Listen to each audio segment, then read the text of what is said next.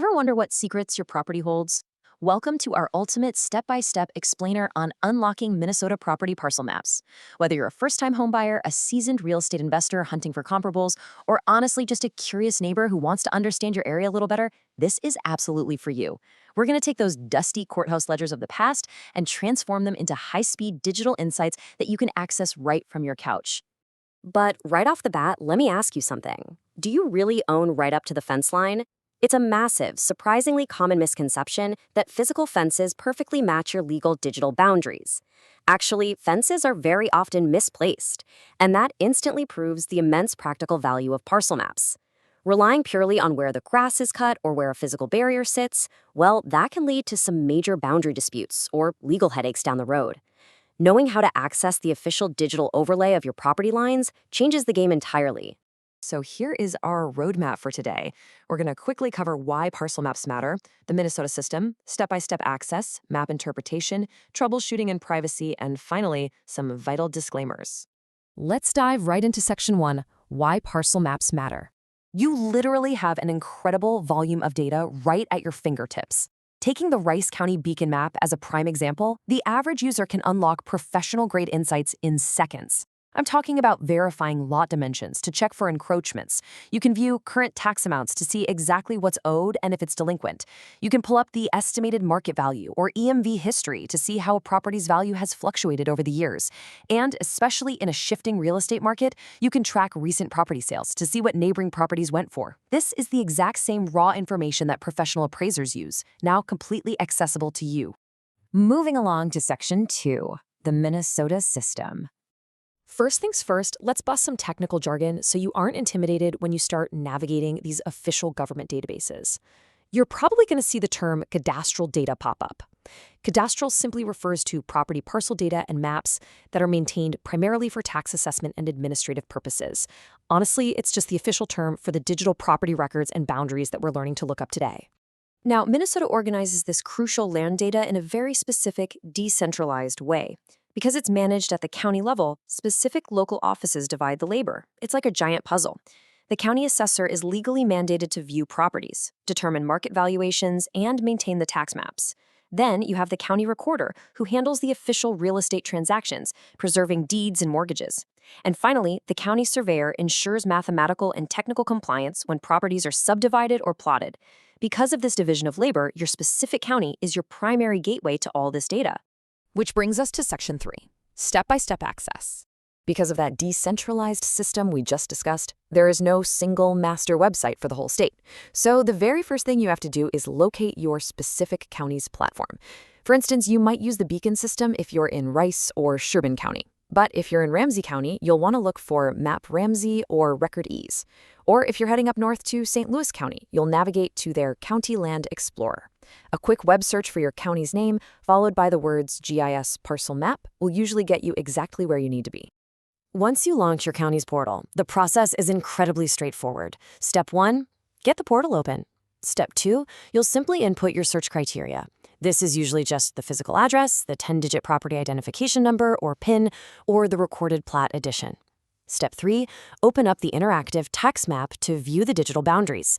And Step 4, you can even generate a comprehensive property report. Many systems out there, like the ones in Hennepin or Dakota County, will actually compile the map view, text data, and assessment history into a nice, clean, printable PDF document. It's totally perfect for a loan application or real estate listing. All right, Section 4, map interpretation. These maps aren't just boring, static pictures. They are highly dynamic tools. You can toggle base layers to turn on aerial photography, giving you a real-world, top-down view of the land. You can use built-in measuring tools. For example, say you want to draw a line to see exactly how many feet of lake frontage a property has, or maybe calculate the square footage of an open field. It's super easy. And if you're actually physically standing on a parcel, you can often use a GPS Find My Location button on your phone to center the map right where you are. You can even turn on environmental layers or identify specific taxing jurisdictions, figuring out exactly which school district or township receives the property taxes. Next up is Section 5, troubleshooting and privacy. Look, sometimes things don't go perfectly smoothly. If your online search proves challenging, maybe the map just won't load or a specific parcel isn't displaying correctly, don't panic. You can always reach out to your county's IT or GIS department. Places like Cass County, for example, openly offer their IT phone number specifically for mapping assistance. Alternatively, if you are a more advanced user doing statewide research, you really should explore the Minnesota Geospatial Commons. It's this amazing collaborative space that aggregates data sets, replacing older tools like the DNR's LandView. It is a fantastic resource if you need robust data distribution.